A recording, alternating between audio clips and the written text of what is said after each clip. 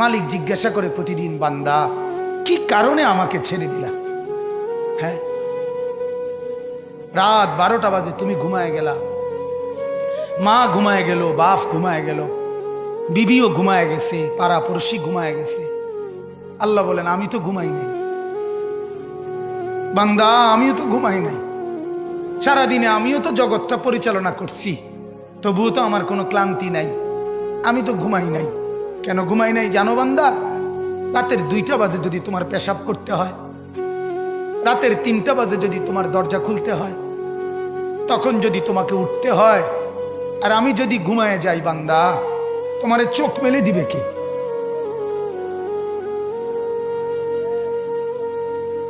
এই বাপ, চোখ মেলে দিবে কে?